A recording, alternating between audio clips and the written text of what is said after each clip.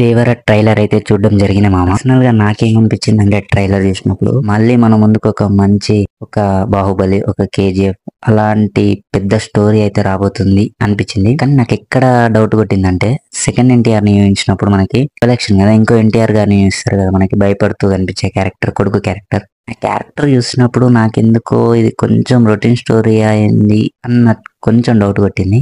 అక్కడ అనిపించింది ఎక్కడో కొడుతుంది సీనా అని. ఓకే ట్రైలర్ అయితే బాగుంది కానీ కొంచెం ఎందుకో అక్కడక్కడ లైట్ గా తేడా కొట్టింది. అక్కడక్కడ కొంచెం ఆశ్చర్య వైబ్స్ రావడం అదైతే తేడా కొట్టింది. ఇవేవి లేకుండా బాగుంటే టీఎఫ్ఐ బానిసగా అదే హ్యాపీ. సినిమా కోసం మాత్రం నేనైతే ఈగర్లీ వెయిటింగ్. ట్రైలర్ చూస్తుంటే మాత్రం చాలా పెద్ద స్టోరీ అనిపిస్తుంది. మనకి ప్రకాష్ రాజ్ వాయిస్ ఓవర్ లో కూడా ఇది చాలా పెద్ద కథ స్వామి అని అంటాడు.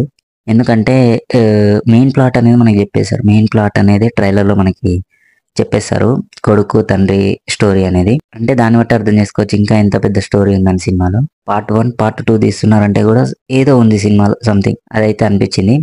కానీ అక్కడక్కడ లైట్ గా తేడా కొట్టింది. ఓకే ఇంకా ఎన్టీఆర్ గారి యాక్టింగ్ గురించి అయితే చెప్పనవసరం లేదు. ఆయన ఆయన యాక్టింగ్ గురించి ఎంత ఎక్కువ మాట్లాడుకున్నా తక్కువే. చూడాలి మరి కొరటాల శివ గారు ఇంకో ఆశ్చర్యాలా తీయకపోతే అదే మాకు హ్యాపీ.